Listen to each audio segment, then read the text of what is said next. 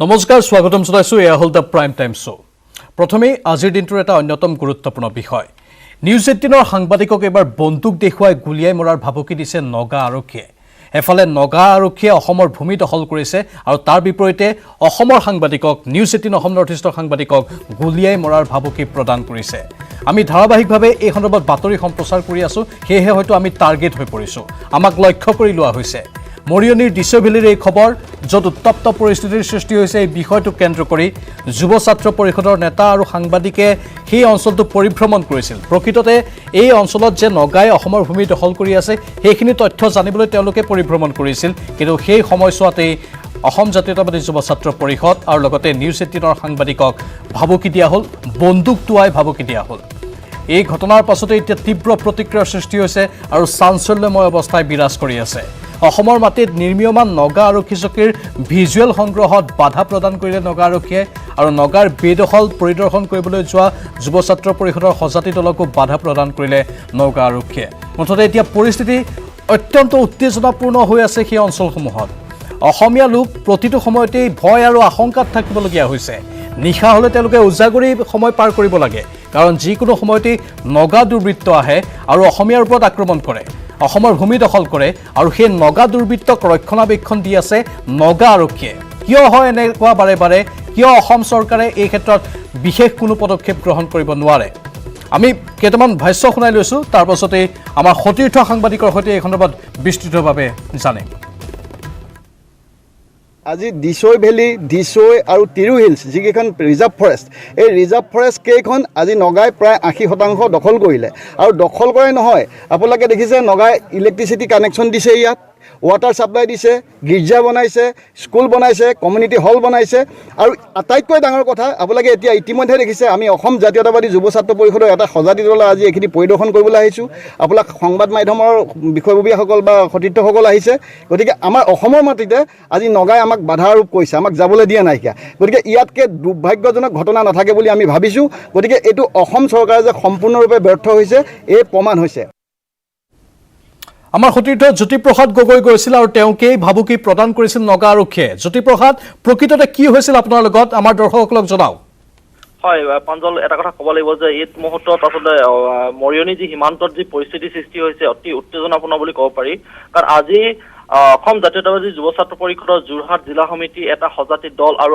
আমি সতীৰ্থ সাংবাদিক সহ এটা দল আমি ডিছৈ সংৰক্ষিত বনাঞ্চলৰ যি নগাৰ যি আৰক্ষী স্থাপন কৰিছে বেদখলভাৱে যি বিবদমান এলেকা এইটো ডিছৈ সংৰক্ষিত বনাঞ্চল আৰু অসমৰ ভূমি সেইটো সকলোৱে জানে যে এইটো অসমৰ ভূমি এই অসমৰ ভূমিত নগা আৰক্ষীয়ে অকৰ্তৃত্বভাৱে তাত এটা আৰক্ষী নিৰ্মাণ কৰিছিল আৰু সেই তাক লৈ আচলতে অসম আৰু নগাৰ মাজত যুযুধান স্থিতি বাহাল আছে কিন্তু তাৰ মাজতে যুৱ ছাত্ৰ পৰিষদৰ সৈতে আমি যেতিয়া উপস্থিত হৈছিলোঁ তেতিয়া আমি যেতিয়া ওপৰলৈ গৈছিলোঁ যেতিয়া সেই যিটো টিলাত ইতিমধ্যে নগাই তাত খোপনি পুতিছিলে নিজৰ তাত আৰক্ষী স্থাপন কৰিছিলে তাত অস্ত্ৰধাৰী নগা আৰক্ষী লোক আৰু কিছু আমি বিশেষ সূত্ৰে গম পোৱা মতে তাত NSCNৰ এটা অস্ত্ৰধাৰী লোক তাত মজুত আছিলে তেওঁলোকে এম্বুছ কৰি আছে বুলি আমি বিশেষ সূত্ৰে গম পাইছোঁ আৰু তাত আমি যেতিয়া উপস্থিত হৈছোঁ তেতিয়া অসমৰ প্ৰশাসনৰ যিসকল তাত লোক আছিলে বা আৰক্ষী লোক আছে তেওঁলোকে কৈছে যে তালৈ যাব নোৱাৰে তেতিয়া তাৰপিছত আমি তথাপিও আমি ক'লো যে আমি কিয় নোৱাৰিম আমাৰ নিজৰ মাটিত আমি কিয় নোৱাৰিম সেই তেনেকুৱা ধৰণৰ কথাৰে আমি যেতিয়া আগবাঢ়ি গ'লো আমাৰ লগত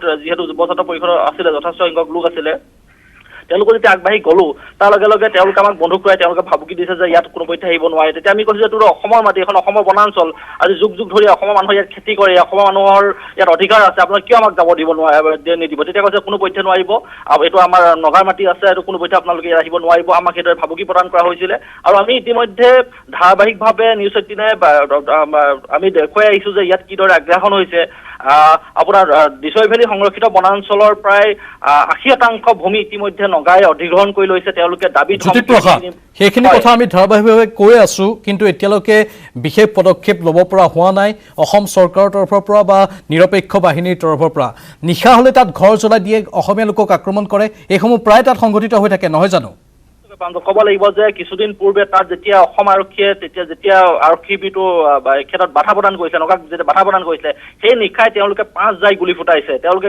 ফুটাই তেওঁলোকে এটা অসম চৰকাৰৰ MGNৰেগাৰ এটা আধাৰশিলা তেওঁলোকে ভাঙি থৈ গৈছে সেইদিনাখনি আৰু অসমীয়া লোকক তেওঁলোকে গুলি ফুটাই ভাবুকি প্ৰদান কৰিছে যে তহঁতি আহিবি তহঁতক আমি গুলিয়াই মাৰিম এনেকে ধৰণে ভাবুকি প্ৰদান কৰিছে এটা নিত্য নৈমিত্তিক ঘটনা কেতিয়াবা যদি গৰু গুলিয়াই কেতিয়াবা মানুহক উদ্দেশ্যি ব্লেংক ফায়াৰিং কৰে এনেদৰে এটা প্ৰত্যেক দিনে আচলতে এনেদৰে সন্ত্ৰাসময় পৰিৱেশৰ মাজত সীমান্তবাসী বাস কৰিবলগীয়া হৈছে আজিও এতিয়া উজাগৰি নিশা কটাই আজিও পথ অৱৰোধ কৰি আছে যিটো মুকচুং যি মৰিনী পথ সেইটো ইতিমধ্যে অৱৰোধ কৰি ৰাখিছে সীমান্তৱৰ্তী ৰাইজে এই মুহূৰ্তত আচলতে এটা কথা ক'ব লাগিব যে প্ৰাঞ্জল এইটো মুহূৰ্তত কোনো পধ্যে সীমান্তবাসী আচলতে শংকিত হৈ আছে নিৰাপত্তাহীনতাত ভুগিছে নিজৰ ভূমি আৰু নিজৰ প্ৰাণৰ মমতাত আচলতে তেওঁলোকে এতিয়া শংকাত ভুগিছে যে কি হ'ব আৰু চৰকাৰ ক্ষেত্ৰত এইটো সম্পূৰ্ণ আমি দেখিছোঁ যে পুতৌজনক ভূমিকা কোনো ধৰণৰ সবল ভূমিকা এতিয়া বৰ্তমানলৈকে অসম চৰকাৰ দেখা নাই এজনো ধৰি লওক আপোনাৰ দিছপুৰীয়াৰ কোনো এজন প্ৰতিনিধি বৰ্তমান ইয়ালৈ উপস্থিত হোৱা নাই আজি এমাহৰ সময় উকলি গ'ল ইয়াত এটা উত্তেজনাময় পৰিৱেশ সৃষ্টি হৈছে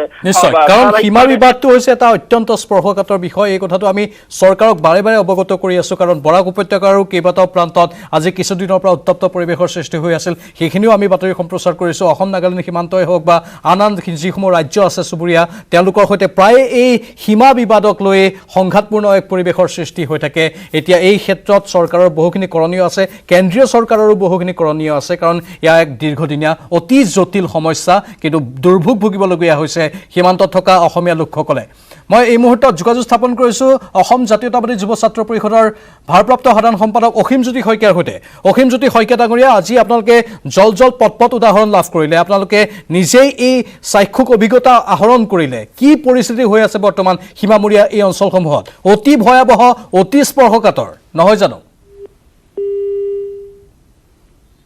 অসীমজ্যোতি শইকীয়াৰ সৈতে আমি পুনৰ যোগাযোগ স্থাপন কৰিম কিন্তু ইতিমধ্যে আমি কৈছোঁ যে এই অঞ্চলসমূহ অত্যন্ত বিপদমান অঞ্চল আৰু প্ৰায় সংঘাত হৈ থাকে আৰু অসমীয়া লোক সদায় টাৰ্গেট হয় এইবাৰতো আমাৰ সাংবাদিকো টাৰ্গেট হৈছে লগতে দল সংগঠনৰ প্ৰতিনিধিও টাৰ্গেট হৈছে বন্দুক টুৱাই দিয়া হৈছিল বন্দুক টুৱাই প্ৰাণে মৰাৰ ভাবুকি দিয়া হৈছিল কিমান ভয়াৱহ হ'ব পাৰে এবাৰ কল্পনা কৰক যদি কিবা কাৰণত তাত গুলি ফুটিলহেঁতেন তেনেহ'লে হয়তো কি হ'লহেঁতেন অনুমান কৰিবলৈ ভয় লাগে এনে এক পৰিস্থিতি হ'লহেঁতেন যি পৰিস্থিতি হয়তো কোনেও কল্পনা কৰিব পৰা নাছিল কিন্তু এনেধৰণৰ স্পৰ্শকাতৰ পৰিস্থিতিৰ পৰা এতিয়া মুক্তি বিচাৰিছে সকলোৱে এই মুহূৰ্তত নিশা 8 বাজিবৰ হৈছে এই মুহূৰ্ততো এই সীমামূৰীয়া অঞ্চলসমূহত এতিয়া স্থানীয় লোকে প্ৰতিবাদী কাৰ্যসূচী ৰূপায়ণ কৰিবলৈ বাধ্য হৈছে আমাৰ সতীৰ্থ ইতিমধ্যে জ্যোতিপ্ৰসাদ গগৈয়ে কৈছে সেইখিনি কথা যে তেওঁলোকে ৰাজপথতে অৱস্থান গ্ৰহণ কৰিছে মোৰ সৈতে যোগাযোগ স্থাপন হৈছে অসম জাতীয়তাবাদী যুৱ ছাত্ৰ পৰিষদৰ ভাৰপ্ৰাপ্ত সাধাৰণ সম্পাদক অসীমজ্যোতি শইকীয়াৰ সৈতে অসীমজ্যোতি শইকীয়া অত্যন্ত স্পৰ্শকাতৰ এটা বিষয় সীমা বিবাদৰ বিষয়টো হয় নিশ্চিতভাৱে এইটো এটা অত্যন্ত স্পৰ্শকাতৰ বিষয় আমি অসম জাতীয়তাবাদী যুৱ ছাত্ৰ পৰিষদ যোৰহাট জিলা সমিতিৰ এটা সজাতি দল আজি আমি সেই বিবৰমান দিছৈ ভেলীলৈ আমি গৈছিলোঁ আৰু তাত আমি গৈ এইটো দেখিবলৈ পাইছোঁ যে তাত নগা আৰক্ষী যিসকল আছে তেওঁসকলে সম্পূৰ্ণ তেওঁলোকৰ নিয়ন্ত্ৰণলৈ সেই অঞ্চল লৈ গৈছে প্ৰায় 80% দিছৈ ভেলীৰ অংশৰ ইতিমধ্যে নাগালেণ্ডে দখল কৰিছে আৰু আমাৰ যুৱ ছাত্ৰ পৰিষদৰ কৰ্মীসকলৰ লগতে সংবাদ কৰ্মীসকলক আজি তাত যিখন নগা আৰক্ষী আছে তেওঁলোকে তাত ভয় ভাবুকি প্ৰদান কৰিবলৈ তেওঁলোকে কুণ্ঠাবোধ কৰা নাই আমি যেতিয়া আমাৰ নিজৰ ৰাজ্যৰ ভিতৰৰ এটা অংশ অসমৰ ভূমি সেই ভূমিত যেতিয়া আমি যাবলৈ বিচাৰিছিলোঁ তেতিয়া আমাক কিন্তু তাত সম্পূৰ্ণ তেওঁলোকে অস্ত্ৰ শস্ত্ৰ লৈ আমাক বাধা প্ৰদান কৰিছে আৰু আমাক তেওঁলোকে ভয় ভাবুকি প্ৰদান কৰিবলৈ তেওঁলোকে কুণ্ঠাবোধ কৰা নাই কিন্তু অতি দুৰ্ভাগ্যজনক বিষয় যে তাত যিসকল আৰক্ষী কৰ্মী নিযুক্ত হৈ আছে যিসকলে তেওঁলোকে কিন্তু এখন পুৰণা ত্ৰিপাল লৈ সামান্য এখন ত্ৰিপালৰ তলত তেওঁলোকে তাত ছাউনি পাতি তেওঁলোকে তাত সুৰক্ষাৰ ভূমি সুৰক্ষাৰ দায়িত্ব পালন কৰিবলগীয়া হৈছে তেওঁলোকক কোনো ধৰণৰ অত্যাধুনিক সা সুবিধা দিয়া হোৱা নাই তেওঁলোকৰ খোৱা পানী বা আন বিজুলী সমস্যা এনেকুৱা ধৰণৰ যথেষ্টখিনি সমস্যা আছে সেই অঞ্চলটোৰ আন্তঃগাঁথনি অতিকে দুৰ্বল হোৱাৰ বাবে অসমৰ দিশৰ পৰা সেই জেগাটুকুৰা বহুখিনি পিছ পৰি আছে আৰু তাৰ সুবিধা কিন্তু সম্পূৰ্ণৰূপে নাগালেণ্ডৰ নগাসকলে গ্ৰহণ কৰিছে অসীমজ্যোতি শইকীয়া এতিয়া প্ৰশ্ন হ'ল আপোনালোকে আজি পৰিদৰ্শন কৰিলে পৰৱৰ্তী পদক্ষেপ কি হ'ব কাৰণ অসমীয়াৰ ওপৰত অত্যাচাৰ কৰা হৈছে ভূমিটো দখল কৰিছে লগতে অসমীয়াক প্ৰাণে মৰাৰ চেষ্টা চলোৱা হৈছে ঘৰ জ্বলাই দিয়া হৈছে আৰু কিমান দিন এইবোৰ সহ্য কৰি থাকিব লাগিব নিশ্চিতভাৱে এই বিষয়টো অত্যন্ত গুৰুত্বপূৰ্ণ কথা কিন্তু অতিকে দুৰ্ভাগ্যজনক কথা যে সমগ্ৰ বিষয়টোত যোৰহাট জিলা উপায়ুক্তই সভা পাতি আলোচনা কৰা আৰু যোৰহাটৰ আৰক্ষী অধীক্ষকগৰাকীয়ে তাত আৰক্ষী মোতায়েন কৰাৰ বাহিৰে তাৰ উচ্চ পৰ্যায়ত কিন্তু আজিৰ তাৰিখলৈকে কোনো ধৰণৰ ব্যৱস্থা গ্ৰহণ কৰা নাই। মুখ্য সচিব পৰ্যায়ত এই সম্পৰ্কত আলোচনা হ'ব লাগিছিলে বা মুখ্যমন্ত্ৰী পৰ্যায়ত এই সম্পৰ্কত আলোচনা হ'ব লাগিছিলে, কিন্তু বিষয়টো আমাৰ দিছপুৰে কিন্তু সম্পূৰ্ণ অনীহা প্ৰকাশ কৰিছে। তেওঁলোকে সম্পূৰ্ণ এই ক্ষেত্ৰত দিলিপ্ততা গ্ৰহণ কৰিছে। গতিকে এতিয়া ৰাইজৰ হাতত বেলেগ উপায় নাই, ৰাইজে নিজেই এই বিষয়টো সমাধানৰ কাৰণে আগবাঢ়ি আহিবলগীয়া হৈছে। ইতিমধ্যে সোণোৱাল অঞ্চলত নাগাজাংকাবাসীয়ে মৰিয়নিবাসীয়ে তেওঁলোকে অৰ্থনৈতিক অৱৰোধ আৰম্ভ কৰি দিছে। আজি কেইবাটা দিনো অতিক্ৰম কৰি গৈছে আৰু যদি এই বিষয়টো চৰকাৰে কোনো ধৰণৰ সমাধান কৰিব নোৱাৰে বা তেওঁলোক যদি আগভাগ নলয়, তেতিয়াহ'লে কিন্তু তাত এটা ৰক্তক্ষয়ী পৰিৱেশৰ যে সৃষ্টি নহ'ব তাৰ কিন্তু সম্ভাৱনা নথকা নহয়। গতিকে আমি চৰকাৰক আহ্বান জনাইছো যে চৰকাৰে অতি শীঘ্ৰে বিষয়টো গুৰুত্ব বুজি এই ক্ষেত্ৰত কঠোৰ ব্যৱস্থা গ্ৰহণ কৰাৰ প্ৰয়োজন আহি পৰিছে। নিশ্চয় ধন্যবাদ জনাইছোঁ আপোনাক অসীমজ্যোতি শইকীয়া ডাঙৰীয়া এইখিনি সময় আমাক দিয়াৰ বাবে। ৰক্তক্ষয়ী পৰিস্থিতিৰ কেতিয়াও উদ্ভৱ হ'ব নালাগে সেয়া আমি ভগৱানৰ ওচৰত প্ৰাৰ্থনা কৰিছোঁ। লগতে চৰকাৰে যাতে সময় থাকোঁতে এই পদক্ষেপসমূহ গ্ৰহণ কৰক, অতি গুৰুত্বপূৰ্ণ হিচাপে যাতে এই বিষয়সমূহক বিবেচিত কৰক।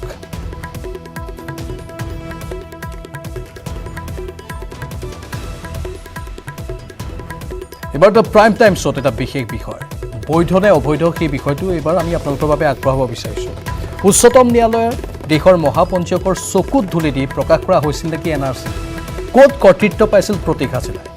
এটা বিগ এক্সক্লুচিভ আজি আমি আপোনালোকৰ বাবে দাঙি ধৰিব বিচাৰিছোঁ। কাৰণ বৈধ নহয় বুলি এতিয়া প্ৰশ্ন উত্থাপন হৈছে ৰাষ্ট্ৰীয় নাগৰিকপঞ্জী। অবৈধভাৱে প্ৰকাশ পাইছিল ৰাষ্ট্ৰীয় নাগৰিকপঞ্জী। ৰাষ্ট্ৰীয় নাগৰিকপঞ্জী প্ৰকাশক লৈ নিউজ 18ৰ হাতত এয়া বিগ এক্সক্লুচিভ আৰু বিস্ফোৰক তথ্য।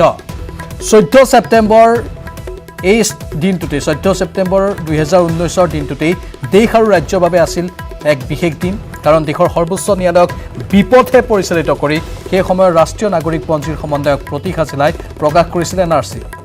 কিন্তু ইয়াৰ নীতি বহিৰ্ভূত হয়, আপুনি ঠিকেই শুনিছে।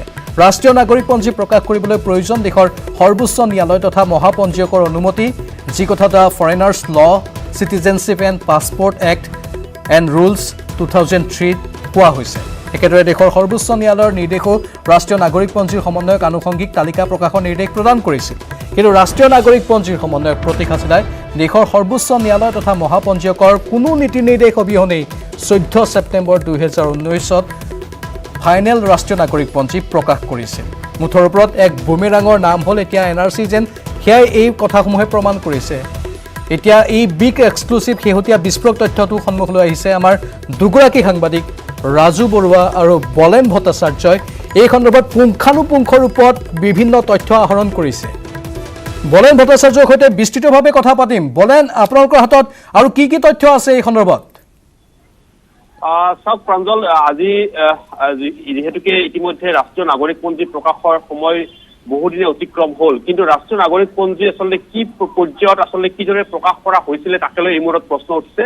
আৰু এই সন্দৰ্ভত নিউজ 18 অসম নৰ্থ-ইষ্টৰ হাতত পৰিছে এক বিস্ফোৰক তথ্য, যি তথ্য অনুসৰি ৰাষ্ট্ৰীয় নাগৰিকপঞ্জী প্ৰকাশৰ কাৰণে যি সময়ত আচলতে দেশৰ মহাপঞ্জীয়ক অথবা দেশৰ সৰ্বোচ্চ ন্যায়ালয়ে যি সময়ত আচলতে নিৰ্দেশ প্ৰদান কৰিব লাগিছে ৰাজ্যিক সমন্বয়কক যে সম্পূৰ্ণ NRC প্ৰকাশৰ যিখন তালিকা, সেই তালিকা প্ৰকাশ কৰাৰ কথা কোৱা হৈছিলে, কিবা প্ৰকাশ হৈ গৈছে ইতিমধ্যে 14 ছেপ্টেম্বৰ 2019। অৱশ্যে তাৰ কোনো ধৰণৰ আনুষ্ঠানিক নটিফিকেশ্যন প্ৰকাশ হোৱা নাছিলে। অৰ্থাৎ আনুষ্ঠানিক নটিফিকেশ্যন প্ৰকাশ অবিহনে বা দেশৰ সৰ্বোচ্চ ন্যায়ালয়ৰ নীতি নিৰ্দেশ অবিহনেই সেই সময়ৰ NRC ৰাজ্যিক সমন্বয়ক প্ৰতীক হাজেলাই সেই সময়ত প্ৰকাশ কৰিছিলে, যিটো আচলতে এই মুহূৰ্তত নীতি বিৰুদ্ধ বুলি ইতিমধ্যে প্ৰশ্ন উত্থাপন হৈছে।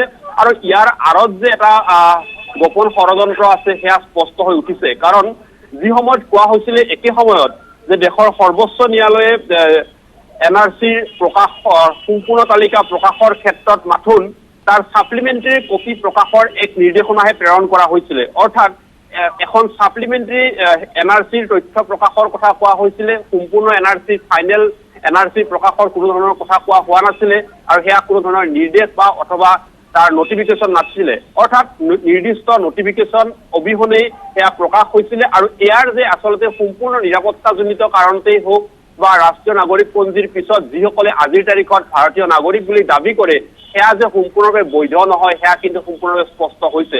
অৰ্থাৎ এই মুহূৰ্তত আমাৰ হাতত যিখিনি তথ্য আহি পৰিছে সেই তথ্যৰ ভিত্তিত এটা কথা ক'ব পাৰি যে এয়া যিখন ৰাষ্ট্ৰীয় নাগৰিকপঞ্জী প্ৰকাশ হ'ল, ফাইনেল NRC প্ৰকাশ হ'ল, সেই প্ৰকাশৰ আঁৰত যে এতিয়া বৈধতা প্ৰশ্ন উত্থাপন হৈছে আৰু সেই ৰাষ্ট্ৰীয় নাগৰিকপঞ্জী যে এই মুহূৰ্তত বৈধ হয় নে অবৈধ হয় সেয়া এই মুহূৰ্তত এক ডাঙৰ প্ৰশ্ন। এই ক্ষেত্ৰত যিহেতুকে ৰাষ্ট্ৰীয় নাগৰিকপঞ্জী প্ৰকাশৰ পিছতে বহু লোকে ইতিমধ্যে গোচৰ উত্থাপন কৰিছে বা ৰাষ্ট্ৰীয় নাগৰিকপঞ্জীৰ বিভ্ৰান্তিক লৈ প্ৰশ্ন উত্থাপন কৰিছে। সেই বিভ্ৰান্তিমূলক যি প্ৰশ্ন বা সেই বিভ্ৰান্তিমূলক গোচৰসমূহ যিসমূহত এই মুহূৰ্তত দাখিল কৰা হৈছে সেয়া যে এই মুহূৰ্তত অমূলক এক নিশ্চয় বলেন মোৰ অন্তিমটো প্ৰশ্ন হ'ল যে আপোনালোকে এই তথ্যসমূহ আহৰণ কৰিছে, কিন্তু এটা কথা এই তথ্যসমূহৰ পৰা আমি গম পাইছোঁ বা অনুমান কৰিব পাৰিছোঁ যে RGI সুপ্ৰিম কোৰ্ট সকলোকে যেন ভুল পথে পৰিচালিত কৰিলে প্ৰতীক হাজেলাই, কিন্তু সেইগৰাকী প্ৰতীক হাজেলা জালত নপৰিল।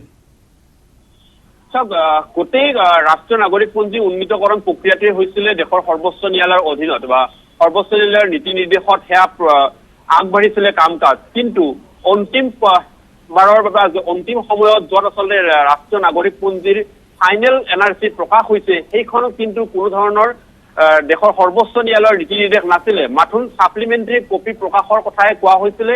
কিন্তু আজিৰ তাৰিখত আপুনি যদি অনলাইন যোগে যদি আপোনাৰ নাম ৰাষ্ট্ৰীয় নাগৰিকপঞ্জীত আছেনে নাই আপুনি যদি প্ৰকাশ কৰিবলৈ বিচাৰে বা চাব বিচাৰে, তেতিয়াহ'লে আপোনাৰ তাত অনলাইনত এড্ৰেছ আহিব যে ৰাষ্ট্ৰীয় নাগৰিকপঞ্জীৰ ফাইনেল, অৰ্থাৎ সেয়া হৈছে অন্তিম। যদি সেয়া হয় তেতিয়াহ'লে তাৰ গ্ৰাহ্যতা স্বীকাৰ কৰিব লাগিছিলে, কিন্তু এই মুহূৰ্তলৈকে দেশৰ মহাপঞ্জীয়ক বা দেশৰ সৰ্বোচ্চ ন্যায়ালয়ে এই মুহূৰ্তলৈকে NRCৰ গ্ৰাহ্যতাও প্ৰকাশ কৰা হোৱা নাই।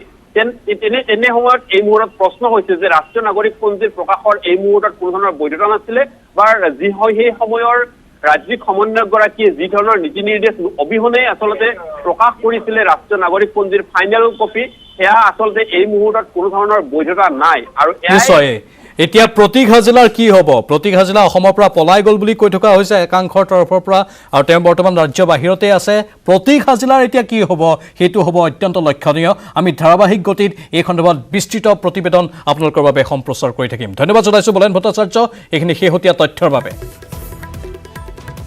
দ্য প্ৰাইম টাইম শ্ব' চলি থাকিব, কিন্তু এইখিনিতে আমি ল'ব লাগিব চমু বাণিজ্যিক বিৰতি। বিৰতিৰ পাছতে আপোনালোকৰ বাবে লৈ আহিম ৰাসৰ খবৰ। ৰাসৰ প্ৰস্তুতি কেনেকুৱা চলিছে, কাইলৈৰ পৰা ৰাস পোনপটীয়া সম্প্ৰচাৰ আপোনালোকৰ বাবে আগবঢ়াম। ৰাস বুলি ক'লেই সকলোৰে মনত ভাহি উঠে সত্ৰনগৰী মাজুলীৰ কথা। ৰাস পূৰ্ণিমাৰ বতৰত দ্বিতীয় বৃন্দাবনত পৰিণত হয় মাজুলী। কোভিড প্ৰট'কলৰ মাজতেই এইবাৰো মাজুলীত তিনিদিনীয়াকৈ অনুষ্ঠিত হ'ব ৰাস উৎসৱ, আৰু সেইলৈ কিন্তু ব্যস্ততাৰ অন্ত নাই মাজুলীবাসীৰ মাজত। দুপৰ নিশা পৰ্যন্ত মঞ্চই মঞ্চই কৃষ্ণ বিমল অবুজ ধ্বনি নাচে, আৰু এনেধৰণৰ এক পৰিৱেশ সৃষ্টি হৈছে যি পৰিৱেশ আপুনি হয়তো অন্য কোনো স্থানত দেখিবলৈ নাপায় বা অন্য কোনো উৎসৱতো দেখিব নাপায়। একেদৰে মাজুলীৰ সমান্তৰালকৈ আন আন প্ৰান্ততো সাতাম পুৰুষীয়া পৰম্পৰা ৰক্ষা কৰি আয়োজন কৰিছে ৰাস মহোৎসৱৰ। আমাৰ সাংবাদিক দিগন্ত উপস্থিত আছে যোৰহাটৰ কাকজান বাম কুকুৰাচোৱা ৰাস মঞ্চত। যিহেতু মাজুলীৰ ৰাস উৎসৱৰ খবৰ ধাৰাবাহিকভাৱে দিগন্তই যুগুতাই আহিছে, গতিকে আমি বাম কুকুৰাচোৱা গাঁৱৰ ৰাসৰ পৰিৱেশ তেওঁক দেখুৱাবলৈ অনুৰোধ কৰিম, কিন্তু লগতে মাজুলীৰ ৰাস সন্দৰ্ভতো তেওঁৰ পৰা কিছু নতুন তথ্য জানিবলৈ চেষ্টা কৰিম। তাৰ পূৰ্বে মাজুলীৰ উপায়ুক্তই আজিৰ পৰা দুদিন পূৰ্বে ৰাস উৎসৱক লৈ কি মন্তব্য প্ৰকাশ কৰিছিল সেই মন্তব্যটো শুনাই লৈছোঁ।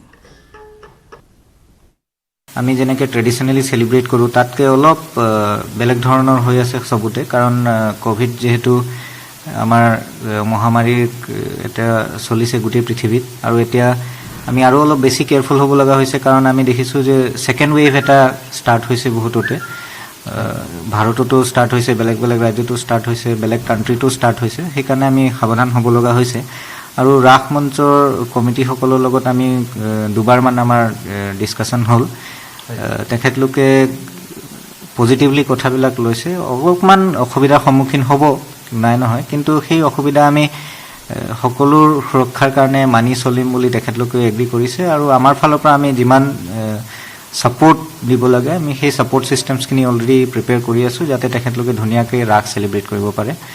আৰু ষ্টেট লেভেলৰ গাইডলাইন এখন আহিছে, তাৰ মতে 10 yearsৰ তলৰ শিশুসকলে পাৰ্টিচিপেট কৰিব নোৱাৰিব, বা 65 yearsৰ এবাভ আমাৰ ছিনিয়ৰ চিটিজেনসকল তেখেতলোকে পাৰ্টিচিপেট কৰিব নোৱাৰিব। আৰু কমিটিৰ সদস্যসকলক আমি টেষ্টিং কৰাই ল'ব দিছোঁ, তাৰপিছত তেখেতলোকে পাৰফৰ্মেঞ্চ কৰিব। পৰ্যায়ক্ৰমে আমি চাম যে যদি আমাৰ ইনফ্ল' বেছি হয় তেতিয়াহ'লে আমি স্পেচিয়েল ফেৰী দিওঁ নিদিওঁ, সেইখিনি কথা আমি সময়ত ডিচাইড কৰিম। মাজুলীৰ আইডেণ্টিটিৰ লগত ৰাস জড়িত, সেইকাৰণে ৰাসৰ সময়ত আমি যাতে, মই মাজুলীবাসী সকলোকে অনুৰোধ জনাম যাতে আমি এটা গোটেই ষ্টেটৰ কাৰণে নিদৰ্শন এটা দাঙি ধৰিব পাৰোঁ যে আমি ডিচিপ্লিনৰ মাজত থাকি আমি ক'ভিড প্ৰট'কল মানি আমি ধুনীয়াকৈ কেনেকৈ ৰাস চেলিব্ৰেট কৰিব পাৰোঁ, সেইটো যাতে আমি সকলো কাৰণে আমি যাতে এটা বৰ্তমান যোৰহাটৰ কাকজান বাম কুকুৰাচোৱাৰ ৰাস মঞ্চত উপস্থিত আছে আমাৰ সতীৰ্থ দিগন্ত হাজৰিকা। দিগন্ত, লাইভলৈ আপোনাক স্বাগতম জনাইছোঁ। লগতে আপোনাৰ পৰা জানিব বিচাৰিছোঁ, যিহেতু প্ৰশাসনে এইবাৰ বিশেষ দৃষ্টি ৰাখিছে, এইবাৰ বেলেগ হ'ব নেকি আনবাৰতকৈ ৰাস? প্ৰাঞ্জল চাওক, প্ৰশাসনৰ আপুনি যিহেতু উল্লেখ কৰিছে যে ৰাস মহোৎসৱক লৈ প্ৰশাসনৰ কেতবোৰ গুৰুত্বপূৰ্ণ নিৰ্দেশনা জাৰি কৰিছে, কিন্তু মাজুলীৰ পৰিৱেশৰ কথাটো অলপ সুকীয়া হৈ পৰে। যিহেতু আমি ধাৰাবাহিকভাৱে মাজুলীৰ পৰিৱেশ দেখুৱাই আহিছিলোঁ, কেনেকুৱা ধৰণে আচলতে মাজুলীবাসী ৰাইজৰ তেজত থকা মাজুলীবাসীৰ স্বাভিমান স্বৰূপ এই শ্ৰীকৃষ্ণৰ ৰাস মহোৎসৱ, আৰু ৰাস মহোৎসৱক লৈ কিন্তু মাজুলীবাসীৰ মাজত উৎসাহৰ অন্ত নাই। আমি যিহেতু মাজুলীৰ বিভিন্ন যিসমূহ ৰাস মঞ্চ আছে, যিসমূহ সত্ৰানুষ্ঠান আছে, সেই সত্ৰানুষ্ঠানবিলাকতো আমি খবৰ কৰিছিলোঁ, কিন্তু পূৰ্বতকৈ কিছু পৰিমাণে ম্লান পৰিছে যদিও কিন্তু মাজুলীত এইকেইটা দিনত কিন্তু মাজুলীৰ আকাশ বতাহত কেৱল মাত্ৰ শুনিবলৈ পোৱা গৈছে ভগৱান শ্ৰীকৃষ্ণৰ গুণানুকীৰ্তন, আৰু চৌদিশে আপুনি যিটো কথা উল্লেখ কৰিছে, নাচে কৃষ্ণ বিমল অবুজত ধ্বনি। আমি পুৱাৰে পৰা আকৌ মাজুলীৰ পৰিৱেশ দেখুৱাম, যিহেতু কাইলৈৰ পৰা 3দিনীয়া কাৰ্যসূচীৰে ৰাস মহোৎসৱ অনুষ্ঠিত হ'ব। আপুনি যিখিনি দৃশ্যাংশ আপুনি দেখুৱাইছে, এই মুহূৰ্তত মই যোৰহাটৰ 78 বছৰীয়া বাম কুকুৰাচোৱাৰ গাঁৱৰ ৰাস মহোৎসৱৰ দৃশ্য দেখুৱাম, যিহেতু ইয়াতো যোৰহাট জিলা প্ৰশাসনৰ যিখিনি তেওঁলোকৰ নিৰ্দেশনা, সেই নিৰ্দেশনাসমূহখিনি ৰক্ষা কৰি ইতিমধ্যে ইয়াতে ৰাস মহোৎসৱ উদযাপন কৰিছে। প্ৰত্যেক বছৰে ইয়াত দুদিনীয়া কাৰ্যসূচীৰে ৰাস মহোৎসৱ উদযাপন কৰা হয়, কিন্তু এইবাৰ যি ক'ভিড প্ৰট'কল বান্ধি দিছে বা ক'ভিডৰ বিভীষিকাৰ বাবে প্ৰশাসনে বান্ধি দিয়া নিয়ম অনুসৰি সন্ধিয়া 5 বজাৰ পৰাই ৰাস মহোৎসৱ আৰম্ভ হ'ব আৰু 11 বজাত সামৰণি কৰিব। ইতিমধ্যে আখৰা চলি আছে, আজি বৰ আখৰা প্ৰাঞ্জল। ইতিমধ্যে যি আচলতে কংস দৈৱকীৰ বিবাহৰ ইতিমধ্যে যি অনুষ্ঠান, সেই অনুষ্ঠান আমি দেখিবলৈ পোৱা গৈছে। ইতিমধ্যে কংস আৰু কালকেতুৰ এয়া দৃশ্য চলি আছে, আৰু সমান্তৰালভাৱে কিন্তু যিসকল শিশুৰ পৰা যুৱক যুৱতী সকলোৱে কিন্তু আহি এই ৰাসত অংশগ্ৰহণ কৰিব। কোনোবা এগৰাকী যদি আজি ৰাধা হৈ, কোনোবা এগৰাকী দৈৱকী হৈছে, কোনোবা এগৰাকী গোপী হৈছে, এনেধৰণে কিন্তু সকলোৱে বহুদিনৰ অন্তত আচলতে ৰাসৰ যিটো সোৱাদ, সেই সোৱাদ পান কৰিবলৈ কিন্তু সকলো আহিছে। অকণমান যদি মই আপোনাৰ পৰা জানিবলৈ চেষ্টা কৰোঁ, কেনেকুৱা ধৰণে আপোনালোকৰ ইয়াতে কেনেকুৱা ধৰণে আয়োজন কৰা হৈছে? হয়, নমস্কাৰ। আমি 1942 চনৰ পৰাই বাম কুকুৰাচোৱাৰ ৰাস উৎসৱ উদযাপন কৰি আহিছোঁ। বৰ্তমান এই COVID-19ৰ পৰিপ্ৰেক্ষিতত আমাৰ চৰকাৰৰ তৰফৰ পৰা নিৰ্ধাৰণ কৰি দিয়া সকলো নীতি নিয়ম মানি আমি সমূহ বাম কুকুৰাচোৱাবাসীয়ে এইবাৰ অনুষ্ঠীয়াকৈ, আগতে আমি পূৰ্বতে দুদিনীয়াকৈ অনুষ্ঠানভাগি অনুষ্ঠিত কৰোঁ। এইবাৰ আমি ৰাতি 11 বজালৈকে, আবেলি 6 বজাৰ পৰা আৰম্ভ কৰি এই সময়খিনিৰ মাজতে আমি অনুষ্ঠানটি অনুষ্ঠিত কৰিম বুলি ভাবিছোঁ। ইয়াত আমি শিশুলীলা অনুষ্ঠানটি ৰখা নাই। মুঠতে আমি 60 বছৰৰ ওপৰৰ মানুহ আৰু 10 বছৰ তলৰ শিশুসকলক ইয়াত অভিনয় কৰিবলৈ আমি দিয়া নাই। আমি মাত্ৰ কেইটামান দৃশ্যৰ সৈতে আমি অনুষ্ঠানভাগি অনুষ্ঠিত কৰিবলৈ এইবাৰ আয়োজন কৰিছোঁ। ধন্যবাদ জনাইছোঁ আপোনাক। মই প্ৰাঞ্জল কৈছোঁৱে যে ইতিমধ্যে যি আচলতে ৰাসৰ মূল যিটো আকৰ্ষণ কংস আচলতে ভগ্নী দৈৱকীৰ যি বিবাহ অনুষ্ঠান, সেই বিবাহ অনুষ্ঠানৰ মূল আখৰা, আজি বৰ আখৰা বুলি কোৱা হয়, সেই বৰ আখৰা চলি আছে। আৰু কিছু সময়ৰ পিছতে ইয়াতে আচলতে গোপীৰ নৃত্যৰ পৰা আৰম্ভ কৰি ৰাধাৰ বৃন্দাবন, এক প্ৰকাৰ বৃন্দাবনত পৰিণত হ'ব, আৰু যিটো নেকি মাজুলীত অলপ সুকীয়া হৈ পৰে।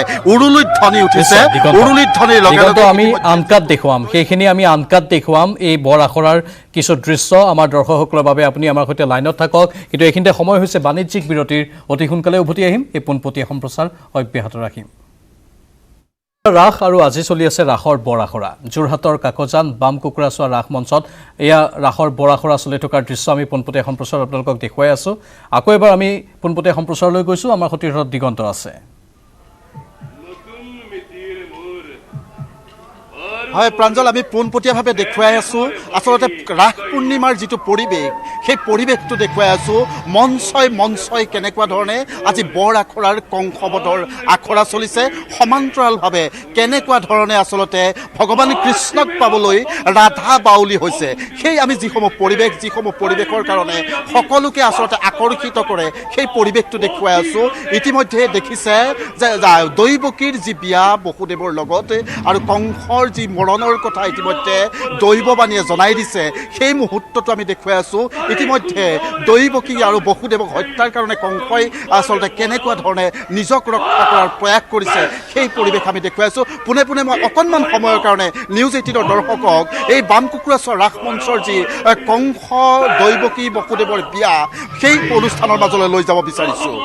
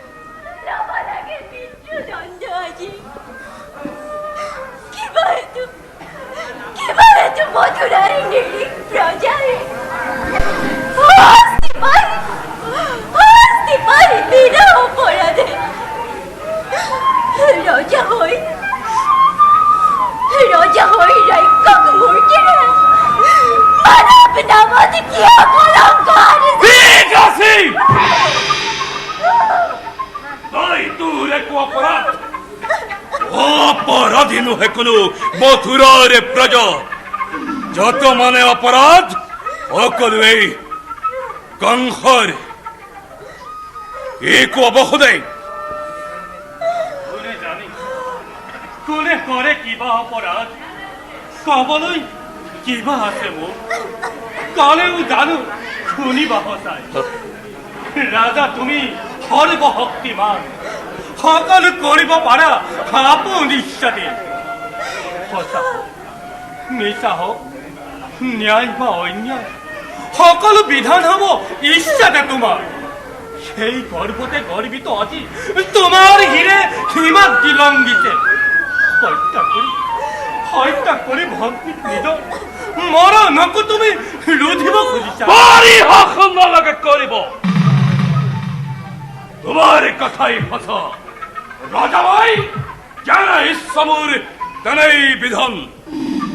দৈয়কে কৰিম সংহাৰ আৰু তাৰ পাছত সম্ভালকৈ হাই দৈয়কীৰ গৰ্ভজাত স্তম পুত্ৰই কিদৰে কৰিব পাৰে কংসক নিধন। আজু দৈয়কে তাই মৃত্যুৰ কাৰণে।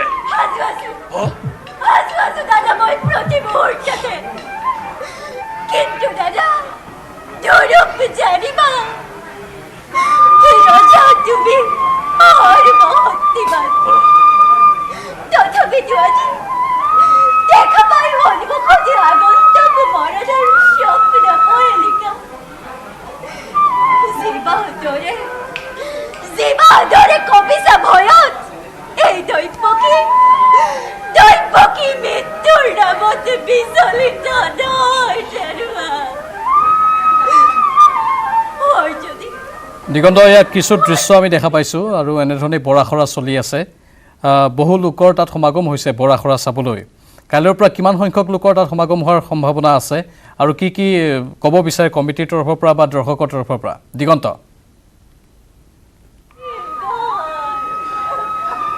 হয় প্ৰাঞ্জল, ইতিমধ্যে মই কৈছোঁৱে যে এনেধৰণে বৰ আখৰা চলি আছে সমান্তৰালভাৱে, কিন্তু যথেষ্ট সংখ্যক দৰ্শক দেখিবলৈ পোৱা গৈছে। সকলোৱে কিন্তু আজি এই যি বৰ আখৰা, সেই বৰ আখৰাত উপভোগ কৰিবলৈ সকলো আহিছে। যিহেতু যথেষ্ট সংখ্যক চৰকাৰে জিলা প্ৰশাসনে কিছু নিয়ম বান্ধি দিছে যদিও সেই নিয়ম আচলতে কিমান দূৰ ৰক্ষা হ'ব সেয়া আচলতে, যিহেতু বহুদিন একো অনুষ্ঠান হোৱা নাই। মই আপোনাৰ ওচৰলৈ আহিছোঁ, বহুদিনৰ মূৰত এইবাৰ ৰাস পুনৰ অনুষ্ঠিত হৈছে। যিহেতু যিহেতু বহুদিন COVID-19 কাৰণে কোনো অনুষ্ঠানে বন্ধ হৈ আছিলে কেনেকুৱা ধৰণে উৎসাহ উদ্দীপনা কেনেকুৱা হয় আচলতে খুব ভাল লাগিছে আৰু প্ৰথমতে আমি সদৌ বাম কুকুৰাচোৱা গাঁৱৰ ৰাস উৎসৱৰ সমিতিৰ ফালৰ পৰা ধন্যবাদ জ্ঞাপন কৰিছোঁ আপোনালোকে যে আমাক ইমান ধুনীয়া সুবিধাকণ দিছে খুব ভাল এটা পৰিৱেশ সৃষ্টি হ'ব বুলি আমি আশা ৰাখিছোঁ আৰু চৰকাৰী নিয়ম মতে আমি যিটো মানে প্ৰচিজৰ বান্ধি দিছে সেইটো মতে আমি গোটেই কামখিনি কৰিছোঁ আৰু 6টা বজাতে আমি ৰাস আমাৰ আৰম্ভ হৈ যাব আৰু 11 বজাৰ আগে আগে আমি শেষ কৰিম বুলি দৰ্শকৰ যথেষ্ট সমাগম ঘটিব আমি ভাবিছোঁ যে দৰ্শকৰ বহুত সমাগম হ'ব ধন্যবাদ জনাইছোঁ মই আকৌ পৰিৱেশটো দেখুৱাইছোঁ চাওক আজি বৰ আখৰাৰ দিনাই যথেষ্ট সংখ্যক লোক আছে কেৱল মাত্ৰ ইয়াতে অভিনয় কৰিবলৈ যিসকল যুৱক যুৱতী অথবা গাঁৱৰ আন লোকসকল আছে কিন্তু দৰ্শক হিচাপেও কিন্তু ইয়াত যথেষ্ট সংখ্যক লোক আছে মই পুনৰ যিহেতু মই কৈছোঁৱেই প্ৰাঞ্জল খুব সুন্দৰ এটা দৃশ্য আৰু এই দৃশ্যটো চাবৰ কাৰণে কিন্তু ৰাসলৈ দৰ্শক খুব সঘনাই আগমন ঘটে দৰ্শকসকল যথেষ্ট সমাগম ঘটে আমি মাজুলীত যেতিয়া পৰিৱেশ দেখুৱাম নিশাৰ ভাগত যিহেতু কাইলৈ আমি ৰাসৰ পৰিৱেশ দেখুৱাম মাজুলীত হাজাৰ হাজাৰ কেৱল মাত্ৰ মাজুলীৰ মজিয়াৰ মানুহ নহয় যোৰহাট বা আন অন্য সময়ছোৱাত আমি পূৰ্বতে দেখিছিলোঁ অসমৰ নহয় দেশৰ নহয় বৰ্হি ৰাষ্ট্ৰৰ পৰাও কিন্তু মাজুলীলৈ আগমন ঘটে তেনেকুৱা ধৰণেই কিন্তু আন যিসমূহ মঞ্চ আছে সেই মঞ্চতেই দৈৱকীৰ বিয়া বহুদেৱ দৈৱকীৰ বিয়াৰ কাৰণে উদ্বাউল হৈ থাকে সকলোৱে কিন্তু এই দৃশ্য উপভোগ কৰিবৰ কাৰণে সকলোৱে বহু আশাৰে বাট চাই থাকে মই অকণমান সময়ৰ কাৰণে পুনৰ খুব সুন্দৰ এটা দৃশ্য আজি যিহেতু মই কৈছোঁৱেই যে বৰ আখৰাৰ এই দৃশ্যৰ মাজলৈ আৰু অকণমান সময়ৰ কাৰণে লৈ যাব বিচাৰিছোঁ পাৰিবানে বিষয় দিব সন্তানৰ স্নেহ আৰু যুৱৰাজ পাৰিম যদি পাৰা নাই মোৰ আপত্তি অলপো তোমালৈ চাই আজি মুক্তি দিব পাৰো দৈৱকী ভক্তি ধৰি নৰপতি তুমি ৰজা আমি আশ্ৰিত তোমাৰ দুৰ্বল আমাৰ পৰা প্ৰবল শক্তিৰে কাহিলিব পাৰা তুমি প্ৰতি মুহূৰ্ততে কেনেকুৱা ৰাসৰ আখৰা পূৰ্ণোদ্যমে চলিছে আজি বৰ আখৰা কাইলৈ কিমান সময়ৰ পৰা কেনেকুৱা ধৰণে আখৰা কিমান ভালদৰে চলিছে আজি বৰ আখৰা আমাৰ কাইলৈ আমাৰ সন্ধিয়া 5 বজাৰ পৰা আমাৰ আৰম্ভ হ'ব খুবেই ভাল আজি প্ৰস্তুতি আমাৰ খুব আনন্দ লাগিছে আমাৰ গতিকে কাইলৈ আমি ভাবিছোঁ খুব আমি আনন্দ অনুভৱ কৰিম বুলি দৰ্শকক যাতে আমি আনন্দ উপভোগ কৰাব পাৰোঁ তাৰে কামনা কৰিছোঁ খুব ভাল লাগিছে আজি মানে কাৰণ ৰাসখন নহয় বুলি ক'লে কিন্তু আমাক খুব বেয়া লাগিছিলে কিন্তু এতিয়া আমি যেতিয়া ৰাস পাতিবলৈ লোৱা হৈছে মানে আমি এতিয়া খুব মানে আমি আনন্দিত ভাল লাগিছে ধন্যবাদ জনাইছোঁ যে যিহেতু বহু অনিশ্চয়তাৰ পিছত ৰাস হৈছে প্ৰাঞ্জল যিহেতু ৰাস পাতিবলৈ দিয়াৰ অনুমতি প্ৰদান কৰাৰ কথা নাছিল কিন্তু শেহতীয়াকৈ ৰাজ্য চৰকাৰে যি আচলতে অনুমতি প্ৰদান কৰিছে কিছু নীতি নিৰ্দেশনাৰ মাজত তাক লৈ কিন্তু চব আনন্দিত হৈ পৰিছে আৰু এনেকুৱা ধৰণে কিন্তু এতিয়া আখৰা চলিব আজি দুপৰ নিশা পৰ্যন্ত এই আখৰা চলিব আৰু এনেকুৱা ধৰণে প্ৰত্যেকে কিন্তু নিজৰ যি আচলতে হিয়া উজাৰি নিজে প্ৰত্যেকজন অভিযোগতাই এনেধৰণে আখৰাত ব্যস্ত হৈ পৰা পৰিলক্ষিত হৈছে মই এই দৃশ্য দেখুৱাই আছোঁ এয়া কাকজানৰ ৭৮ বছৰ পুৰণি বাম কুকুৰাচোৱা গাঁৱৰ ৰাস মঞ্চৰ দৃশ্য এনেকুৱা ধৰণে ধাৰাবাহিকভাৱে প্ৰত্যেক বছৰে দুদিনীয়াকৈ এই মঞ্চত ৰাস উদযাপন হয় কিন্তু এইবাৰ এই ক'ভিড প্ৰট'কলৰ কাৰণে তেওঁলোকে কিছু আনুষ্ঠানিকতা ৰক্ষা কৰিছে কিন্তু মহাৰাসৰ যি দৃশ্য শিশুসকলক ইয়াত তেওঁলোকে দেখুওৱাৰ চিন্তা চৰ্চা কৰা নাই দৈৱকী শেষ হৈছে কেনেকুৱা আখৰা খুব সুন্দৰভাৱে চলি আছে কি এই মুহূৰ্তত কি জনাবা কাইলৈৰ পৰা যিহেতু কাইলৈ ৰাস হ'বই হয় কৰোনা মহামাৰীৰ সময়ছোৱাত বিশেষকৈ এসপ্তাহৰ ভিতৰত ৰাসখন পতাৰ সিদ্ধান্ত লোৱা হৈছে আৰু আমি আখৰাও ভালকৈ কৰিবলৈ পোৱা নাই যিহেতু আগত কৰাৰ অকণমান অভ্যাস আছে সেইটো কাৰণে 4 দিনৰ আখৰা কৰিছোঁ বিশেষকৈ দুদিনীয়াকৈহে হৈছে তথাপিও পূৰ্ণগতিত হৈ আছে ভাল হ'ব সকলো আহিব কংসও আছে যিহেতু কংসও খুব সুন্দৰভাৱে ইয়াত অভিনয় কৰি আছে কেনেকুৱা হয় আপোনালোক অনুষ্ঠানৰ জৰিয়তে আপোনালোকৰ মই সমগ্ৰ অসমবাসীলৈ ৰাস পূৰ্ণিমাৰ ওলগ যাচিছোঁ আচলতে আমি যথেষ্ট কম প্ৰস্তুতিৰে এবাৰ আগবাঢ়িছোঁ। আমি সাধাৰণতে দুদিনীয়াকৈ পাতোঁ। এইবাৰ এই কৰোণা মহামাৰীৰ বাবে এদিনীয়াকৈ অনুষ্ঠিত হৈছে। তাতো দৃশ্যাংশত যথেষ্ট কৰ্তন হৈছে। মাত্ৰ আমি দুদিনৰ বাছি 8টা দৃশ্য কৰিম আৰু 11 বজাৰ ভিতৰত শেষ কৰিবৰ বাবে প্ৰশাসনে আমাক নিৰ্দেশ জাৰি কৰিছে। গতিকে সকলো কোভিড প্ৰট'কল মানি চলি আমি 11 বজাৰ ভিতৰত শেষ কৰিম বুলি মনস্থ কৰিছোঁ। গতিকে যিমান দূৰ পাৰোঁ আমি ৰাইজৰ শুভকামনা বিচাৰিছোঁ, ভগৱানৰ কৃপা বিচাৰিছোঁ, যাতে সুকলমে আমি অনুষ্ঠানটো সমাপ্ত কৰিব পাৰোঁ। মানে পৰম্পৰা যিহেতু ৰক্ষা কৰিব লাগিব। হয়, পৰম্পৰা ৰক্ষা কৰিব লাগিব। আমাৰ 1942 চনতে প্ৰতিষ্ঠা হৈছিলে এই অনুষ্ঠানটো। তেতিয়াৰ পৰা নিৰৱচ্ছিন্নভাৱে চলি আহিছে, কোনো জটি নপৰাকৈ। আমি 93 চনৰ পৰা আমি দুদিনীয়াকৈ অনুষ্ঠিত কৰি আহিছোঁ। গতিকে সেই পৰম্পৰাটো এইবাৰ এদিনীয়ালৈ হ'ল আৰু, কিন্তু তথাপিতো আমি যিমানখিনি পাৰোঁ আমাৰ এই তিথি, আমাৰ এই পৰম্পৰা ৰক্ষা কৰিবৰ কাৰণে চেষ্টা কৰিছোঁ। দৰ্শনাৰ্থী কিমান সমাগম ঘটিব? যথেষ্টখিনি সমাগম ঘটিব। এইবাৰ আমি যিমান পাৰোঁ তথাপিতো কোভিড প্ৰট'কল মানি চলি আমি সেই ডিষ্টেঞ্চটো মেইনটেইন কৰিবৰ কাৰণে চেষ্টা কৰিম। কিন্তু তথাপিতো সকলোকে আমি যিমান পাৰোঁ মানি চলিবৰ কাৰণে দৰ্শকসকলকো আহ্বান জনাইছোঁ। দৰ্শক যথেষ্ট সমাগম হ'ব বুলি আমি ভাবিছোঁ। কংসৰ চৰিত্ৰত অভিনয় কৰা শিল্পীগৰাকীৰ ভাষ্য। মই তেওঁৰ এটা হাঁহি, কংসৰ হাঁহি এটা তেওঁৰ মুখেৰে শুনিব বিচাৰিছোঁ। দিগন্ত, এই মুহূৰ্তত যদি কংসক আৰু অকণমান নিউজ 18ৰ দৰ্শকে বিচাৰিছে, যিহেতু এই মুহূৰ্তত খুব সুন্দৰ এটা হৈ গৈছে, এটা চিন কৰি গৈছে, এই মুহূৰ্তত যদি নিউজ 18ৰ দৰ্শকৰ কাৰণে এটা সুন্দৰ সংলাপেৰে এটা হাঁহি।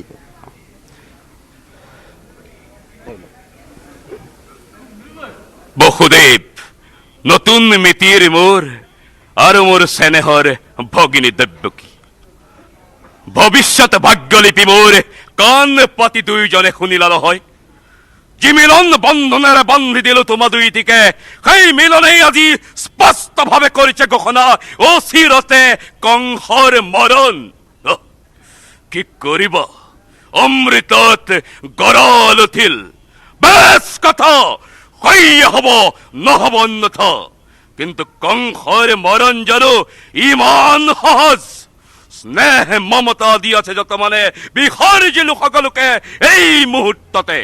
সম্বন্ধৰ নাগপাশ দিলো দলিয়াই, কাৰ্গাঘাতে দায়কে শিৰচ্ছেদ কৰি মুক্ত হ'ব খোজা মোৰ মৃত্যুৰ দুৱাৰ থমে বিৰুদ্ধ কৰি চিৰদিনলৈ। ধন্যবাদ।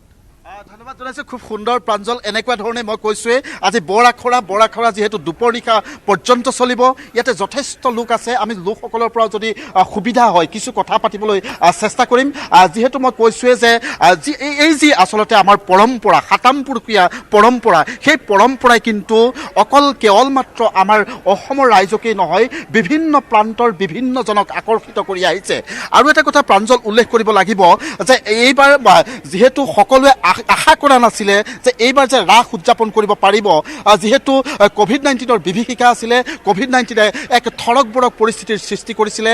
তেনে সময়ত আচলতে কেনেকুৱা ধৰণে ৰাস উদযাপন কৰিব বা ৰাসৰ যি মাদকতা, সেই মাদকতা কেনেকুৱা ধৰণে পাণ কৰিব পাৰিব, সেই কথাটো আচলতে সিমান নিশ্চিত নাছিলে। আৰু যাক লৈ অৱশ্যে তেখেতসকল সকলো লোকেই অনিশ্চয়তাত আছিলে।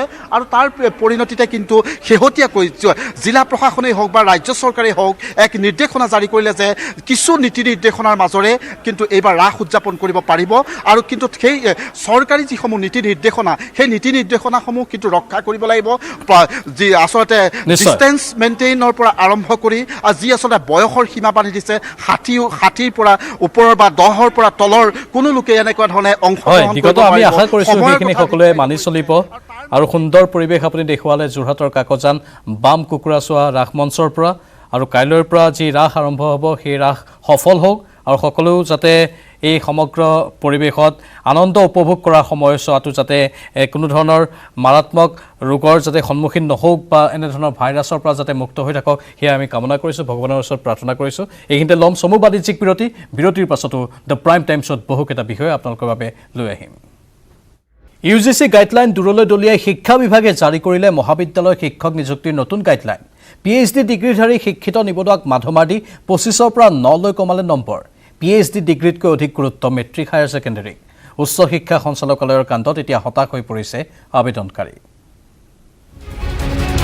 শিক্ষা সঞ্চালকালয়ৰ কাণ্ড, শিক্ষিত নিবনুৱাৰ সন্মুখত বাধাৰ প্ৰাচীৰ সৃষ্টি কৰিছে ৰাজ্য চৰকাৰে।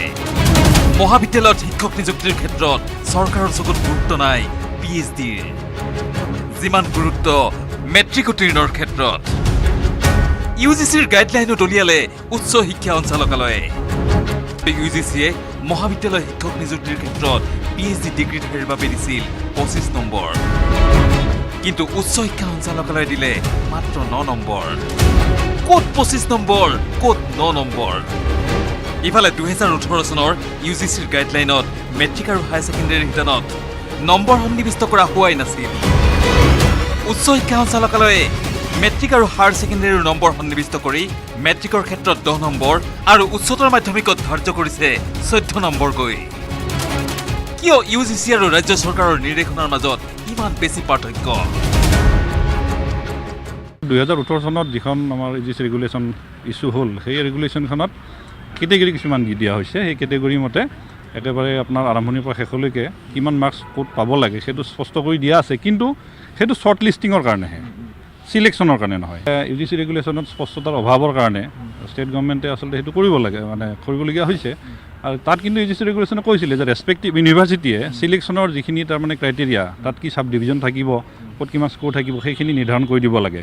গতিকে আমাৰ ইউনিভাৰ্চিটিবিলাকে তেওঁলোকৰ যিখিনি এফিলিয়েটেড কলেজেছ আছে, সেই কলেজখিনিৰ কাৰণে ইউনিভাৰ্চিটিবিলাকে কিন্তু তেনেকৈ কোনো ধৰণৰ আগভাগ লোৱা পৰিলক্ষিত হোৱা নাই। মহাবিদ্যালয় শিক্ষক নিযুক্তিৰ ক্ষেত্ৰত PhDতকৈ অধিক গুৰুত্ব প্ৰদান কৰা হ'ব মেট্ৰিক আৰু হায়াৰ ছেকেণ্ডেৰীৰ পাৰ্চেণ্টেজক। মেট্ৰিকৰ মুঠ নাম্বাৰৰ পৰা সৰ্বাধিক যোগ হ'ব 10 নম্বৰ, উচ্চতৰ মাধ্যমিকৰ পৰা যোগ হ'ব 14 নম্বৰ, স্নাতক পৰ্যায়ৰ পৰা যোগ হ'ব 25 নম্বৰ, স্নাতকোত্তৰ পৰ্যায়ৰ পৰা আহিব 30 নম্বৰ। কিন্তু শিক্ষক নিযুক্তিৰ বাবে অত্যন্ত প্ৰয়োজনীয় MPhilৰ পৰা যোগ কৰা হ'ব মাত্ৰ 2 নম্বৰ আৰু PhDৰ পৰা যোগ দিয়া হ'ব 9 নম্বৰ। হায়াৰ ছেকেণ্ডেৰী আৰু আপোনাৰ মেট্ৰিক, HSLC আৰু HS, এই দুটা কেটেগৰীত শ্বৰ্ট লিষ্টিঙৰ কাৰণে তেওঁলোকে কোনো মাৰ্কছ ৰখা নাই। কিন্তু আমাৰ OM যিখন ষ্টেট গভৰ্ণমেণ্টে উলিয়াইছে, তাতে HSLCত 10 মাৰ্কছ মেক্সিমাম, হায়াৰ ছেকেণ্ডেৰীত 14 মাৰ্কছ দিছে। তাৰপিছত আণ্ডাৰ গ্ৰেজুৱেটত আমাৰ 25 মাৰ্ক আমাৰ OMখনে দিছে আৰু ইউজিচিয়ে দি থৈছে 21। তাৰপিছত PG দিছে 30 OMখনে আৰু ইউজিচি ৰেগুলেশ্যন 2018 দিছে 25। MPhilত তেওঁলোকে দিছে, আমাৰ ষ্টেটৰ OMে দিছে 2 আৰু ইউজিচিয়ে দিছে 7। PhD দিছে OMখনে 9, ইউজিচি দিছে 25। পাব্লিকেশ্যনত আমাৰ ইয়াত দিছে ষ্টেটে 5, ইউজিচিয়ে দিছে 6। গোল্ড মেডেল NCC আৰু অলিম্পিকত ভাগ লোৱা ইত্যাদিত আমাৰ ষ্টেটে 1-1 কৰি 3 নম্বৰ দিছে। ইউজিচিৰ এখন গাইডলাইন থকাৰ পিছতো উচ্চ শিক্ষা সঞ্চালকালয়ৰ নতুন গাইড প্ৰস্তুত কৰাক লৈ ক্ষোভ প্ৰকাশ কৰিছে একাংশ PhD ডিগ্ৰীধাৰী মহাবিদ্যালয় শিক্ষক পদৰ আবেদনকাৰীসকল। শিক্ষা বিভাগৰ নতুন গাইডলাইনে কলেজ শিক্ষক নিযুক্তিত পেলাইছে আশাত চেঁচা পানী। ইউজিচিৰ গাইডলাইন মতে এজন প্ৰাৰ্থীৰ, কলেজ শিক্ষকৰ বাবে এজন প্ৰাৰ্থীৰ স্নাতক আৰু স্নাতকোত্তৰ ডিগ্ৰী নম্বৰ যোগ কৰা হয়, যিটো বৰ্তমান টেট শিক্ষক নিযুক্তিৰ ক্ষেত্ৰতো চলি আহিছে। কিন্তু DHE অসমৰ এই গাইডলাইনখনত হাইস্কুল শিক্ষান্ত পৰীক্ষাৰ পৰা স্নাতকোত্তৰ ডিগ্ৰীলৈকে বিদ্যায়তনিক নম্বৰ যোগ কৰা হয়। এনেধৰণৰ নিৰ্দেশনাই আজিৰ পৰা 10-12 বছৰ পূৰ্বে স্নাতকোত্তৰ অথবা PhD ডিগ্ৰীধাৰী প্ৰাৰ্থীসকলৰ যাৰ চাকৰি পোৱাৰ আশা আছিল, সেই আশাত চেঁচা পানী ঢলিলে। ইফালে ইউজিচি গাইডলাইনত অস্পষ্টতা থকাৰ বাবেই হেনো চৰকাৰে প্ৰস্তুত কৰিছে এই গাইডলাইন। পিছে খেলি মেলিৰ অভিযোগ উত্থাপন হোৱাৰ পিছতেই ৰাজ্য চৰকাৰে দুখ ঠেলিছে বিশ্ববিদ্যালয়সমূহলৈ। এনেকুৱা ধৰণৰ কামবিলাক আচলতে চৰকাৰৰ কাম নহয়, ইউনিভাৰ্চিটিৰ কাম। গতিকে ইউনিভাৰ্চিটি নকৰিলে তেতিয়া চৰকাৰে কৰি ল'ব বাধ্য হয়। আৰু ইউনিভাৰ্চিটিক তেনেধৰণে চিঠি লিখি পেলাই, ইউনিভাৰ্চিটিৰ তেনেকুৱা বডি আছে, একাডেমিক কাউন্সিল আছে, তেওঁলোকে সিদ্ধান্ত ল'ব পাৰে। গতিকে আগভাগ যদি নলয় তেতিয়া চৰকাৰেতো কৰিবলৈ বাধ্য। নিযুক্তিৰ ক্ষেত্ৰত চৰম খেলি মেলি লগোৱা উচ্চ শিক্ষা সঞ্চালকালয়ৰ এই নিৰ্দেশনাই আটাইতকৈ বেছি হতাশ কৰিছে পুৰণি আবেদনকাৰীসকলক। কিয়নো সকলোৱে জানে মেট্ৰিক আৰু উচ্চতৰ মাধ্যমিকৰ পৰীক্ষাৰ বহি নিৰীক্ষণৰ প্ৰক্ৰিয়া ক্ৰমাৎ সৰল আৰু নমনীয় হৈ আহিছে, যাৰ ফলত নতুন চাম পৰীক্ষাৰ্থীৰ পাৰ্চেণ্টেজ পুৰণিসকলতকৈ বেছি। হিৰকজ্যোতি মালাকাৰৰ সহযোগত bureau report, news 18 Assam north east. শীঘ্ৰে দেশবাসীয়ে লাভ কৰিব মহামাৰী কৰোনাৰ ভেকচিন, যাৰ বাবে আহমেদাবাদ, পুনে আৰু হায়দৰাবাদৰ পৰীক্ষাগাৰত এতিয়া পূৰ্ণগতিত চলিছে ভেকচিনৰ প্ৰস্তুতি। কৰোনা ভেকচিনৰ প্ৰস্তুতিৰ বুজ ল'বলৈ তিনিওটা পৰীক্ষাগাৰ পৰিদৰ্শন কৰে প্ৰধানমন্ত্ৰীয়ে। এই ৰিপৰ্ট আগবঢ়াই বিদায় লৈছোঁ আজিৰ দ্য প্ৰাইম টাইমছৰ পৰা। নমস্কাৰ।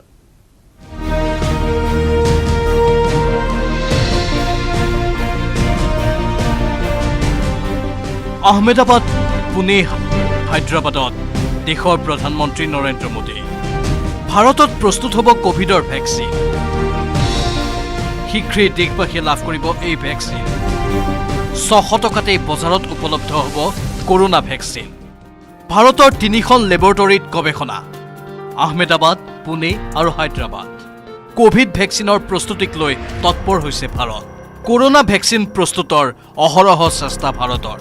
বিশ্বত কৰোনা ভাইৰাছৰ প্ৰতিষেধকৰ ব্যাপক প্ৰস্তুতিৰ মাজতেই ভাৰতবৰ্ষতো অব্যাহত আছে মহামাৰী কৰোনা ভাইৰাছৰ ভেকচিন প্ৰস্তুতিৰ পৰীক্ষণ। শনিবাৰে দেশৰ বিজ্ঞানীসকলৰ প্ৰচেষ্টাক অধিক উৎসাহিত কৰাৰ উদ্দেশ্যে দেশৰ 3টা লেবৰেটৰী পৰিদৰ্শন কৰে প্ৰধানমন্ত্ৰীয়ে। আহমেদাবাদ, পুনে, হায়দৰাবাদত পৰীক্ষা চলাই থকা কৰোনা ভেকচিনৰ সবিশেষ জানিবলৈ প্ৰথমেই আহমেদাবাদত উপস্থিত হয় প্ৰধানমন্ত্ৰী নৰেন্দ্ৰ মোদী। আহমেদাবাদৰ পৰা হেলিকপ্টাৰযোগে চাম্বুদৰৰ স্বদেশী জাইডাছ কেডিলা বায়'টেক পাৰ্কলৈ গৈ ভেকচিন প্ৰস্তুতৰ সৈতে জড়িত বিজ্ঞানী আৰু মেনেজমেণ্টৰ সৈতে আলোচনাত মিলিত হয় মোদী। আহমেদাবাদৰ পৰা পোনে পোনে হায়দৰাবাদলৈ ৰাওনা হয় প্ৰধানমন্ত্ৰীগৰাকী। হায়দৰাবাদৰ Indian council of medical research আৰু ভাৰত বায়'টেক কোম্পানীৰ বিজ্ঞানীসকলৰ সৈতে মত বিনিময় কৰে মোদীয়ে। যদিহে পৰিকল্পনা অনুসৰি সকলো ঠিকে থাকে, তেন্তে শীঘ্ৰে দেশবাসীয়ে লাভ কৰিব কৰোনা ভেকচিন। 600 টকাতেই প্ৰতিজনে লাভ কৰিব কৰোনা ভেকচিন। 13,800 কোটি টকাত দেশবাসীয়ে লাভ কৰিব এই ভেকচিন। ভেকচিনৰ পৰিমাণৰ সন্দৰ্ভত এতিয়ালৈ প্ৰকাশ কৰা হোৱা নাই কোনো তথ্য। লক্ষণীয় যে নৱেম্বৰ মাহৰ পৰাই ভেকচিনৰ পৰীক্ষণ চলাই গৈছে ভাৰত বায়'টেক কোম্পানীয়ে। প্ৰাৰম্ভিক পৰ্যায়ত 28,500 লোকক দিয়া হ'ব এই ভেকচিন। 25খন ৰাজ্যৰ 10টা স্থানত চলিব ট্ৰায়েল। আৰু ইয়াৰ পাছত হায়দৰাবাদৰ পৰা পুনেলৈ ৰাওনা হয় মোদী, য'ত চিৰাম ইনষ্টিটিউটত অক্সফৰ্ডৰ তত্বাৱধানত বিজ্ঞানীসকলে চলাই গৈছে কোভিড ভেকচিন প্ৰস্তুতিৰ কাম। ভেকচিনৰ উৎপাদন আৰু বিতৰণ সন্দৰ্ভত বুজ লয় মোদীয়ে। ভেকচিনৰ প্ৰতিৰোধ ক্ষমতা কিমান তাৰ ওপৰতো বিজ্ঞানীসকলৰ সৈতে আলোচনাত বহে দেশৰ প্ৰধানমন্ত্ৰীগৰাকী। National desk.